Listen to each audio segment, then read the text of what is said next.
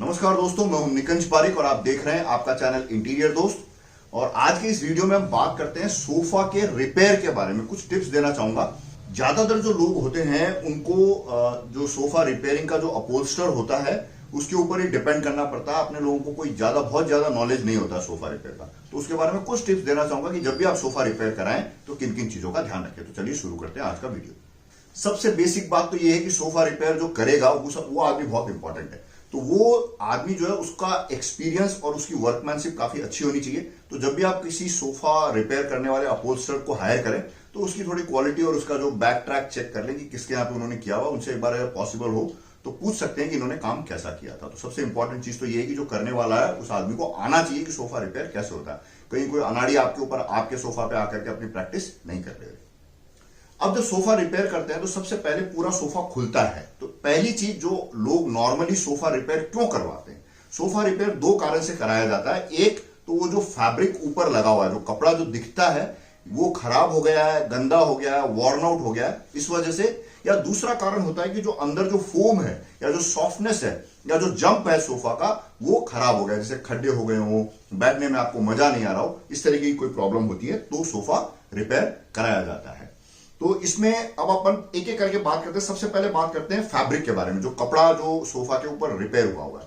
तो उसमें दो चीज होती है कि आप जब सोफा रिपेयर करा रहे हैं तो क्या आप नया कोई फैब्रिक या नई डिजाइन या नया कलर यूज करना चाह रहे हैं, या जो कपड़ा आपने पहले ओरिजिनली जो सोफा में यूज किया था ये बहुत ही अच्छा या बहुत महंगा और प्रीमियम फैब्रिक था अगर, तो उसको भी दोबारा यूज कर सकते हैं। तो उसका ऑप्शन ये है कि आपके शहर में अगर जो आजकल जो मॉडर्न लॉन्ड्रीज होती है जो कपड़ों को किलो में धो देती है, मतलब एज गुड एज जैसे आप घर में कपड़े धोते हैं वैसे ही लॉन्ड्री में भी कपड़े धोते हैं, लेकिन उनके पास थोड़े एडवांस केमिकल्स होते हैं और जो स्टेन्स होते हैं उसको रिमूव करने के भी कुछ केमिकल्स होते हैं। तो अगर आपके पास ऐसी कोई लॉन्ड्री हो तो वहां पे अपना फैब्रिक भेज करके उसको क्लीन करा के और आयरन करा सकते हैं। तो अगर तो फैब्रिक श्रिंक नहीं करता है, अगर बहुत ही अच्छा फैब्रिक होगा तो नॉर्मली श्रिंक नहीं करेगा, लेकिन अगर श्रिंक कर जाता तब तो दोबारा यूज नहीं हो पाएगा।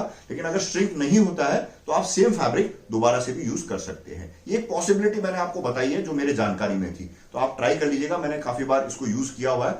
फैब्रिक में ही दोबारा एक और टॉपिक में बताना चाहूंगा कि अगर आपका जो लिविंग स्टैंडर्ड है या जहां पे आप रहते हैं वो अगर बहुत ही ऐसे आप लाइट कलर जो है ना, सफेद रंग का colour, pink colour, yellow colour, इस तरीके की जो बिल्कुल लाइट टोन फैब्रिक्स है उसको अगर आप मैनेज कर सकते हैं, हैंडल कर सकते हैं और आपके यहाँ पे बहुत ज्यादा रफ यूज नहीं होने वाला, तो इस तरीके का फैब्रिक आप यूज कर सकते हैं। तो वो सोफा बहुत डेफिनेटली बहुत डिफरेंट और बहुत अट्रैक्टिव और बहुत अच्छा लगता है। लेदराइट लगा रहे हैं तो एक अलग बात है। लेदराइट को तो आप गीले कपड़े से या हल्का सा माइल्ड जो स्वेटर्स वगैरह, वुलन्स वगैरह धोने के जो डिटर्जेंट होता है उससे भी आप साफ कर सकते हैं। लेकिन अगर आपने टेक्सटाइल कपड़ा जो क्या बोलते हैं उसको, जो फाइबर वाला जो कपड़ा है, ऐसा कुछ यूज किया हुआ है, तो मेरा सजेशन ये है कि अगर आपकी जो लिविंग स्टाइल है वो थोड़ी सी ओपन टाइप की है तो आप लाइट फैब्रिक को अवॉइड कीजिए। थोड़ा डार्क टोन में ब्राउन इस तरीके के फैब्रिक अगर आप यूज करें तो आपके लिए ज्यादा रहेगा, ताकि वो सोफा काफी टाइम तक आपको गंदा नहीं दिखेगा। तो ये एक टॉपिक है जो एक इनपुट है। जब भी आप सोफा रिपेयर कराएं तो इस बारे में विचार कर सकते हैं। जैसे आपकी रिक्वायरमेंट हो उस तरीके से आप इस पर डिसीजन ले सकते हैं। अब आता जो मेन जो चीज दिखती नहीं है बट जिस चीज को आप फील करते हैं वो है सोफा में जो स्प्रिंग्स लगे रहते हैं। तो एक नंबर बात तो ये है कि कोई भी जो सोफा आप बनाएं या आप खरीदें तो पहली बात तो ध्यान रखिएगा कि सोफा जो है स्प्रिंग वाला सोफा रहे। नॉन स्प्रिंग सोफा जो है उसमें आपको बैठने में मजा नहीं आता है। You will not enjoy sitting on the sofa which does not have a spring. वो कम मेंटेनेंस जरूर मांगता है लेकिन आपको बैठने में बहुत ज्यादा मजा नहीं आएगा उस सोफा में। तो ये एक एडिशनल इनपुट हो गया नया सोफा खरीदते समय। अब आपने मान लीजिए रिपेयर कराने के लिए खुलवाया है सोफा, तो दो तरीके के स्प्रिंग लगते हैं इसमें। एक तो वो स्ट्रेचेबल स्प्रिंग होती है, मैं फोटो डाल दूंगा वीडियो में, वो अगर स्प्रिंग लगी हुई है, या दूसरी है ऐसे गोल स्प्रिंग होता है, राउंड स्प्रिंग जिसको बोलते हैं, वो स्प्रिंग लगी हुई है। तो अगर तो स्ट्रेचेबल स्प्रिंग लगी हुई है आपके उसमें सोफा में, उसके बारे में अलग से बात करेंगे, और गोल जो राउंड वाली जो स्प्रिंग होती है वो लगी हुई है तो उसके बारे में अलग से बात करेंगे। अब आपने मान लीजिए पूरा सोफा खुलवा लिया है, आपके अपहोल्स्टर ने पूरा सोफा खोल दिया है, तो आप खुद पर्सनली भी एक बार जो स्ट्रक्चर है, जो फ्रेम है, जो ढांचा है, उसको भी आप चेक करिए कि उसमें कोई ब्रेकेज, डैमेज, या जो लकड़ी लगी हुई है उसमें कोई लकड़ी गल तो नहीं गई है। तो वो बहुत इंपॉर्टेंट चीज है कि अगर स्ट्रक्चर कमजोर होगा तो आप कितना भी रिपेयर करा लीजिए, आपको बहुत जल्दी तकलीफ आ जाएगी। तो माइन्यूटली आप स्ट्रक्चर को चेक करिए, उसमें किसी भी तरीके की कमी हो तो उसको आप रिपेयर कराइए। कोई लकड़ी गल गई हो तो वो पर्टिकुलर पीस आप रिप्लेस करा सकते हैं अपने अपहोल्स्टर से। तो सबसे पहले स्ट्रक्चर चेक करिए। स्ट्रक्चर चेक करने के बाद अब बात करते हैं जो स्ट्रेचेबल स्प्रिंग आती है वो लगी हुई है, तो उसको भी आप पूरा माइन्यूटली अच्छे से चेक करें कि कहीं से कोई स्प्रिंग निकल तो नहीं गई है, या स्प्रिंग लूज तो नहीं हो गई है, या बहुत कमजोर या पतली क्वालिटी की स्प्रिंग आपके ओरिजिनल सोफा वाले ने लगाई हुई हो। अगर बहुत कमजोर स्प्रिंग होगी तो वो ढीली पड़ जाती है, तो वो जो जंप होता है सोफा का वो चला जाता है। तो ये तीनों चीज चेक करिए कि अगर स्प्रिंग की क्वालिटी बहुत हल्की है तो आप स्प्रिंग चेंज कराइए, और अगर स्प्रिंग कहीं से निकल गई है तो उसको अच्छे से लगवा लीजिए, फर्मली लगाइएगा, ताकि बहुत दिनों तक वो स्प्रिंग वहां पे अपनी जगह पे रहे और आपको सोफा अच्छा सर्विस दे पाए। फिर उसके बाद जब ये स्ट्रेच स्प्रिंग लग जाती है तो स्प्रिंग ऐसे खींचती है, जब भी आप बैठेंगे तो ऐसे खींचेगी, तो इस स्प्रिंग के और जो फोम लगाएंगे उसके बीच में एक जूट का फैब्रिक जरूर लगाइएगा, सो दैट की जो स्प्रिंग है वो आपके फोम को ऐसे कट नहीं करते, खा नहीं जाए। तो ये एक बैरियर क्रिएट करा, बैरियर क्रिएट करके फिर आप फोम लगाइए। फोम का जो रिपेयर, चूंकि आज हम सोफा रिपेयर की बात कर रहे हैं, तो अगर आपका जो पुराना फोम है वो रीजनेबल क्वालिटी का है, ज्यादा खराब नहीं हुआ है, तो आप उस फोम को यूज कर सकते हैं। लेकिन एक चीज का विशेष ध्यान रखिएगा कि टॉप लेयर, सबसे ऊपर वाला लेयर फ्रेश फोम का दोबारा से जरूर लगाएं। लेकिन मेरा स्ट्रॉन्ग सजेशन है कि कभी भी आप सोफा रिपेयर कराएं और आपको लगे कि थोड़ा भी फोम आपका खराब हो चुका है या ज्यादा अच्छा नहीं है, तो पूरा कंप्लीट फोम फ्रेश ही लगाएं, तो आपकी जो रिपेयर की जो लाइफ है वो बहुत काफी रहेगी। तो आपका टारगेट कितना है, कितने दिन के लिए आप रिपेयर करा रहे हैं, या आपके बजट के पॉइंट ऑफ व्यू से भी आपको डिसीजन लेना पड़ता है, हर चीज बोलने से नहीं हो जाती है।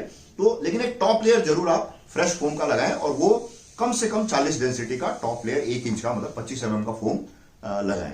और इसमें वापस एक चीज ऐड कर देता हूं कि जब आप सोफा रिपेयर कराएं और आप डिसाइड करते हैं कि नहीं मुझे फोम नया लगाना है, तो सीट में आपको 40 डेंसिटी से ऊपर का फोम लगाना है, 40 डेंसिटी या मोर देन 40 डेंसिटी।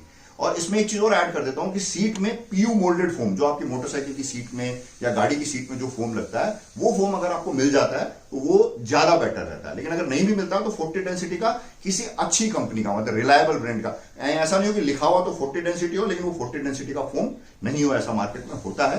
तो उस चीज का आप थोड़ा ध्यान रखिए, किसी रिलायबल ब्रांड का फोम यूज करते हैं तो 40 डेंसिटी का फोम आप सीट में यूज कीजिए। बैक में आप 32 डेंसिटी के आसपास का फोम यूज कर सकते हैं, क्योंकि बैक में बहुत ज्यादा लोड नहीं होता है, सिर्फ आपको बैक टच करने के लिए चाहिए होता है। और आजकल नॉर्मली बहुत सारे सोफाज में कुशंस यूज होते हैं, तो बैक वाले फोम की इतनी ज्यादा बहुत कोई इंपॉर्टेंस नहीं है, उसमें आप 30 डेंसिटी से थोड़ा बहुत कम का भी फोम अगर आप लगाना चाहें तो लगा सकते हैं। अब आते हैं बहुत इंपॉर्टेंट जो टॉपिक है कि नॉर्मली जो सोफा होते हैं उसमें जो गोल स्प्रिंग वाला जो स्प्रिंग होता है वो लगता है, जो आप रेडीमेड सोफाज लेते हैं उसमें। तो उसमें क्या होती है कि नॉर्मली क्या गलती हो जाती है, जो कॉमर्शियल सोफा बनाते हैं लोग, वो स्प्रिंग लगा करके, जैसे आपने मान लीजिए ऐसे गोल गोल रिंग स्प्रिंग उन्होंने पूरे स्ट्रक्चर में लगा दी, और फिर उसको स्प्रिंग के ऊपर जूट लगाया, फोम लगाया और कपड़ा ठोक दिया। आपको तो पता नहीं अंदर क्या हुआ है। तो बहुत ज्यादा जब सोफा यूज होता है तो जो स्प्रिंग ऐसे खड़ा है, तो कोई बच्चा जोर से कूदा या फ्रीक्वेंटली आपके कोई इस सोफा में बैठ रहा है, तो ये जो स्प्रिंग है ऐसे ऐसे बेंड हो जाती है। बेंड होकर के जब कोई भी स्प्रिंग बेंड हो जाती है तो वो स्प्रिंग का होना और नहीं होना बराबर होता है। जब एक स्प्रिंग बेंड हो जाती है तो बगल वाली स्प्रिंग को भी बेंड कर देती है, फिर उसके बगल वाली स्प्रिंग भी बेंड हो जाती है। तो जब आप रिपेयर करा रहे हैं तो आप क्या कर सकते हैं कि जो आपका अपहोल्स्टर हो उसको आप कह सकते हैं कि ये जो स्प्रिंग है इसको आपस में किसी जो डोरी भी लेके आएगा, जो आपका अपहोल्स्टर जब सोफा रिपेयर करेगा, तो नहीं तो एक डोरी आती है, उससे आप एक एक स्प्रिंग को ऐसे एंटेंगल करके और लास्ट इस इधर स्ट्रक्चर के इस एंड से लेके उस एंड पे डोरी से उसको स्प्रिंग को एक ऐसे सपोर्ट दे दीजिए, सो दैट कि स्प्रिंग ऐसे नहीं हिले। फिर इधर से लेके उधर तक भी आप डोरी ऐसे लपेट लपेट के, मैं फोटो में दिखा दूंगा आपको, ऐसे आप सपोर्ट दे सकते हैं। फिर उसके बाद सेकेंडरी निवार जो आती है, जो आपका अपहोल्स्टर आएगा वो निवार भी यूज करेगा सोफा को रिपेयर करने के लिए। हो सकता है आपके ऑलरेडी सोफा के अंदर से निवार मिल जाए, या बहुत ज्यादा कॉमर्शियली जो सोफा मैन्युफैक्चरर्स सोफा बनाते हैं वो क्या करते हैं, उनके पास जो बचा हुआ कपड़ा होता है उसकी लंबी लंबी लीरियां निकाल लेते हैं, उसको निवार की तरह यूज कर लेते हैं। लेकिन मेरा स्ट्रॉन्ग सजेशन है कि जो बाकायदा जो निवार होता है वो यूज कर सकते हैं, या निवार के फॉर्मेट में एक इलास्टिक भी आता है वो भी आज यूज कर सकते हैं। निवार भी बराबर से काम करता है, इलास्टिक भी बराबर सा काम करता है, तो वो उसको भी आप स्प्रिंग के अंदर ऐसे फंसा करके एंटेंगल करके उसको निवार को क्रिस क्रॉस इधर और इधर, सो दैट अपना जो मेन टारगेट ये है कि वो स्प्रिंग के ऊपर लोड पड़ने पर स्प्रिंग ऐसे इधर इधर या इधर इधर किधर भी बेंड होके फॉल नहीं हो जाए, ये आप कर दीजिएगा। फिर उसके ऊपर वापस वही जो पहले मैंने आपको स्ट्रेस स्प्रिंग की बात करी थी, उसी तरीके से इसके ऊपर भी आप जूट का एक फैब्रिक का बैरियर क्रिएट कर दीजिए, सो कि जो स्प्रिंग की वजह से आपका फोम डैमेज नहीं हो जाए। फिर जूट का फैब्रिक लगा करके, या जो पुराना फैब्रिक आपका निकला है जो रिपेयर के लिए, वो भी लगा सकते हैं आप अगर वो अच्छी कंडीशन में हो तो। फिर ऊपर आप फोम दोबारा से लगा करके और ऊपर से जो भी अपहोल्स्ट्री आपको लगानी है वो आप लगा सकते हैं। और फिर उसके बाद आपका सोफा कैसा भी रहा हो पहले, अब जब आप सोफा रिपेयर करा रहे हैं तो थोड़ा कलरफुल से कुशन्स, अलग अलग साइज के, सेम साइज के नहीं, कोई कुछ कुशन छोटे साइज के, कुछ कुशन बड़े साइज के आप उस पर रख सकते हैं, अलग अलग कलर के। तो उससे आपके सोफा में बिल्कुल नया और फ्रेश लुक आएगा और आपको सोफा में बैठने में भी मजा आएगा। तो मुझे उम्मीद है कि छोटा सा इनपुट सोफा रिपेयर के बारे में आपको अच्छा लगा होगा। अगर अच्छा लगा हो तो एक लाइक देना। आपको लाइक देने से क्या होता है, मुझे कुछ नहीं मिलता है, लाइक देने से क्या मुझे अच्छा लगता है, तो मेरी इच्छा करती है कि एक और वीडियो बनाऊं। तो आप खूब सारे लाइक दीजिएगा। आपको लगे कि ये वीडियो यूजफुल है, अच्छा है वीडियो और आपके लिए कुछ वैल्यू ऐड कर रहा है, आपको कुछ फायदा हुआ, तो आप अपने रिश्तेदारों से, दोस्तों से, दुश्मनों से, सबसे आप सोशल मीडिया में जहां मर्जी है वहां शेयर कीजिएगा। शेयर करने से मुझे फायदा ये होगा कि ज्यादा लोग मेरे चैनल के बारे में जान पाएंगे और हो सकता है ज्यादा लोग मेरे चैनल को व्यू करें तो उनको ज्यादा से ज्यादा फायदा हो सकता है, उनको अच्छा कंटेंट, मेरे हिसाब से, मैं जहां तक मेरे को उम्मीद है कि मैं जो कंटेंट मेरे चैनल में डालता हूं वो आप लोगों को अच्छा लगता है और वो यूजफुल कंटेंट होता है। इसमें मेरा कोई पर्सनल इंटरेस्ट नहीं है कि आप मेरे से फोम खरीद लीजिए, मेरे से सोफा खरीद लीजिए, मेरे से सोफा रिपेयर करा लीजिए, ऐसा मेरा कोई इंटरेस्ट नहीं है। मेरा सिर्फ इतना इंटरेस्ट है कि मेरे जो दोस्त हैं, जो मेरे चैनल को सब्सक्राइब किया हुआ, जो मेरे चैनल का कंटेंट देखते हैं, उनको मिनिमम नुकसान हो। मतलब जब